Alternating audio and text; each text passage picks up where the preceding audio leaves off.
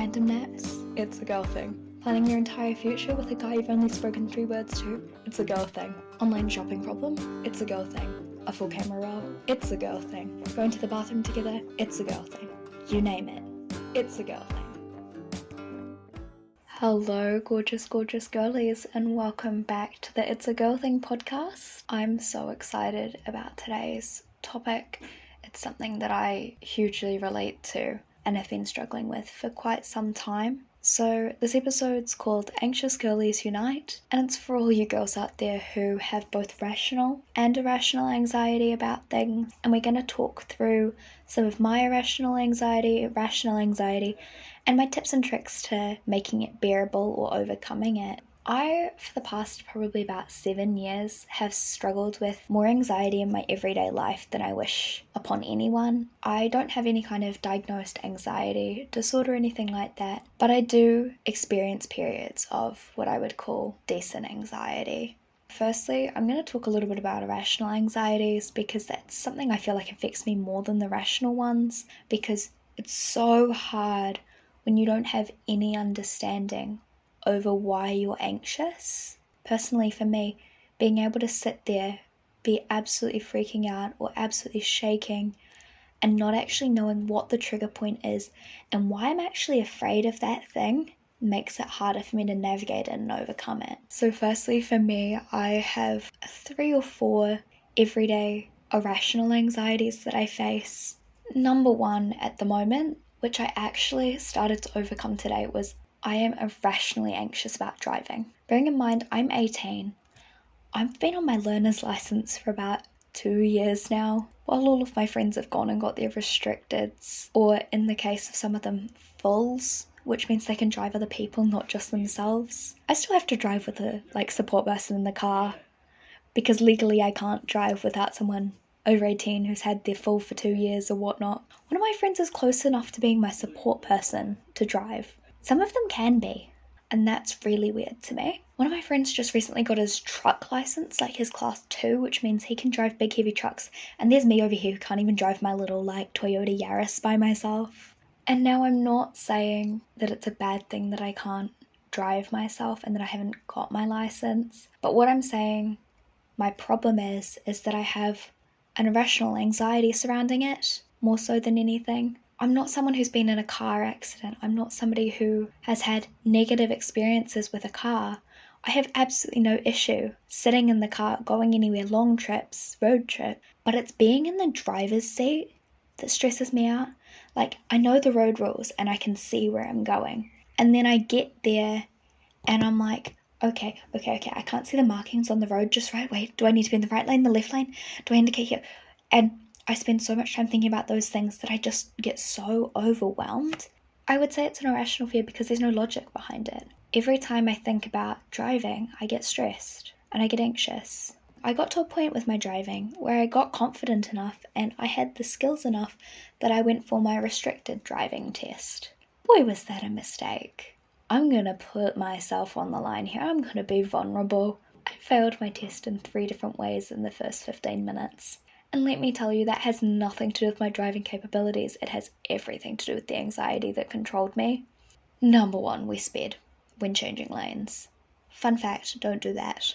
Secondly, I failed my parallel park twice. However, the bonus to that is I did get it on the 3rd time round. And then lastly, this is the one that everybody laughs at, including myself now, I had a rubbish bin.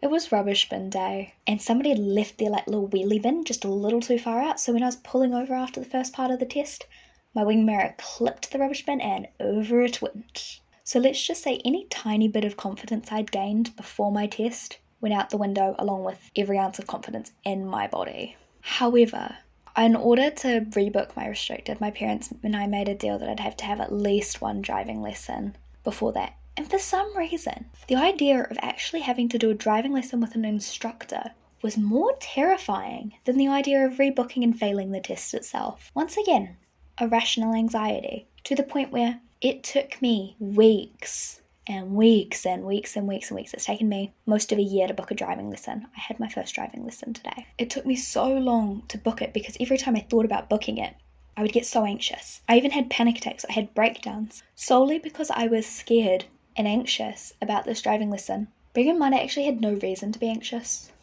but I did it, and I guess it took me a long time, and I think that's where my first tip comes in, and that's just take it slow. If you're wanting to overcome something that's irrational, making you irrationally anxious, then you're gonna have to take some time with it. It's got no rationality to it. It's not something you can break down, find the cause, and fix it back up the way you want to go. The second tip I would have to say, and it's the one you really, really don't want to hear, just do whatever it is that's making you anxious, especially if it's irrational anxiety. Immersion therapy, as they might call it.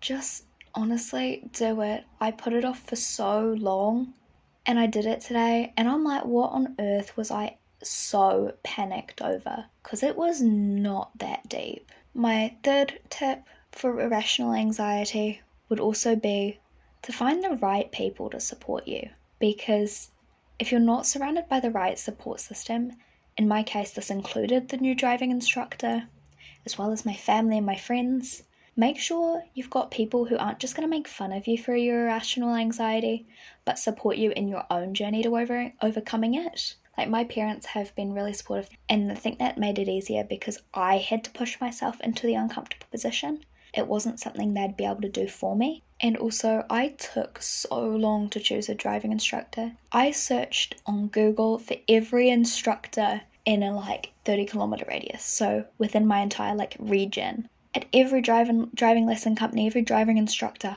I did a deep dive on the internet, read all the Google reviews before I made my decision. And honestly, that helped me because at the end of the day I knew I'd chosen who I thought was going to be the best fit for me.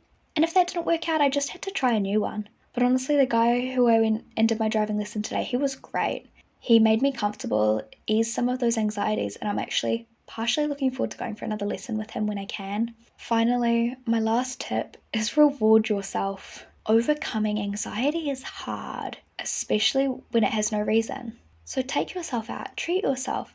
Buy that dress you've been wanting to buy for weeks. Go out for lunch with a friend. Get yourself that iced latte.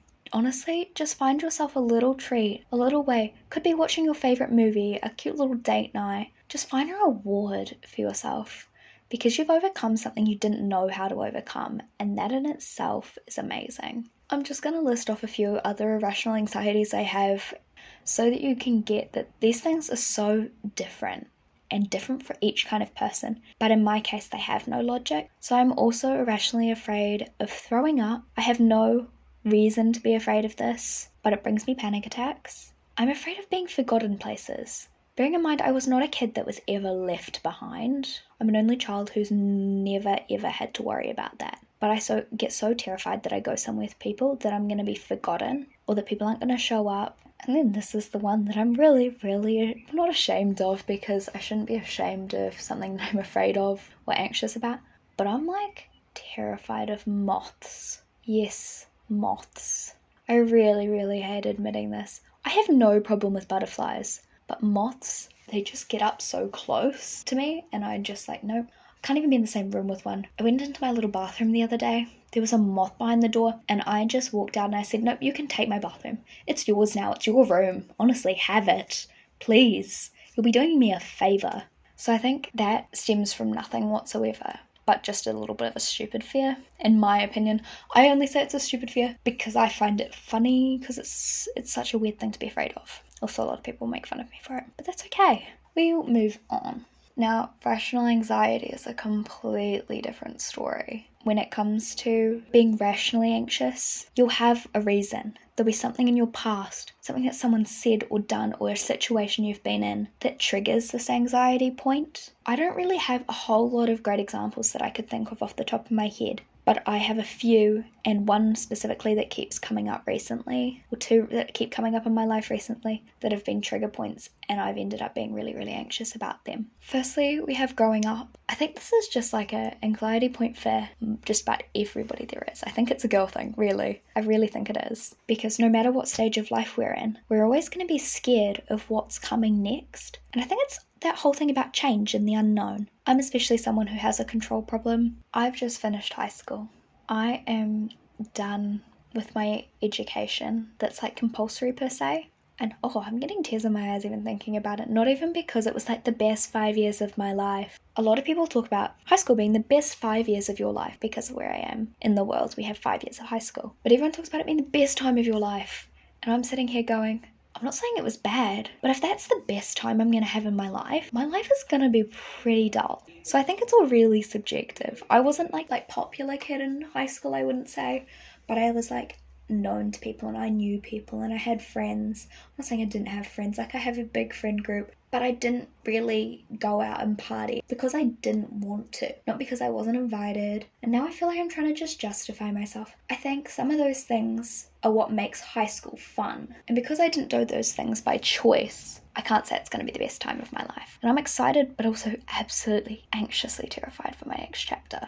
This leads on to my next rational fear, and that's fake friends. Do you ever just sit there and find out something? Like I found out something about a friend that I really, really trusted, and found out there were a few things said behind my back, and that I was discussed, and my new relationship was discussed, and people got involved where they didn't need to get involved, and I found out there was a whole group of them talking behind my back, and I didn't really know how to respond to that because these girls I've been friends with for so long now. Then it led me into the spiral of, well, then who are my real friends?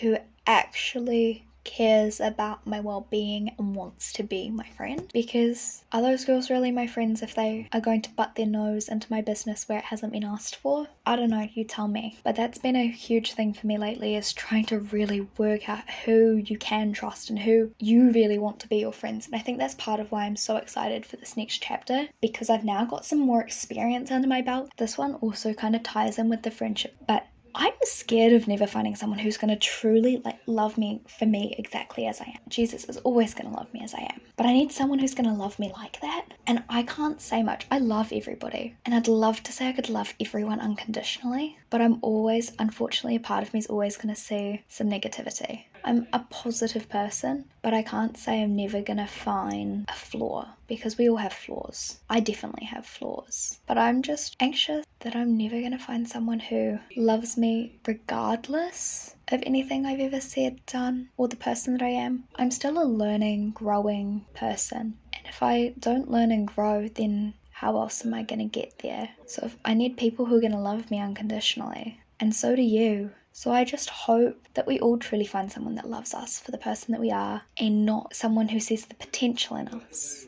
and wants us to change. Because love isn't about potential. And finally, this one really hits home for me this year. I have faced a lot of loss this year. That really pains me to say it. I've lost my grandma. I've lost my cat, who I've had since I was 4. And I've recently just lost my great uncle. So the losses in my family are starting to pile up. And this also ties into the whole growing up thing, because if I'm growing up, it means everyone else is growing up. And then when does it end? Because it all ends. Everyone slowly leaves. And I think this is why I have the rational anxiety of losing all my loved ones. It makes me so scared because I love them so much. But I know that it's I know that it's all just a part of life, and it's all part of it and how it is. And it's something I'm going to have to learn to live with. And I think that's the thing with rational anxiety. It's something we learn to live with because there is a point to it. And that it's not just going to go away. It's a part of us because of our experiences and because of our lives and just because of who we are. My top 3 tips for managing rational anxiety. Firstly, break the fear down. See if you can pull it apart and find the rational part in it. See if you can work out what experiences triggered it and how you can manage any situation that might come up that triggers it. It's easier said than done, especially if you don't fully know where it's come from, but you know it's got a trigger point. The second tip I have, find the positives. Okay, what's the positive behind my anxiety about fake friends? I would say I'm less likely to let myself get entrapped by fake friends because I'm so aware of it. If I focus on the positives, it stops me looking so much at what could go wrong about me being so anxious about it. And finally, if it's something you can follow the immersion therapy tactic with to overcome, do it, commit to it. Put yourself in an uncomfortable situation, because then it might not be an uncomfortable situation ever again, and reward yourself if you do. I just want you to know that it's okay to feel anxiety. It's a part of life. But if it's controlling your everyday life, please reach out to somebody. Seek help, talk to a friend,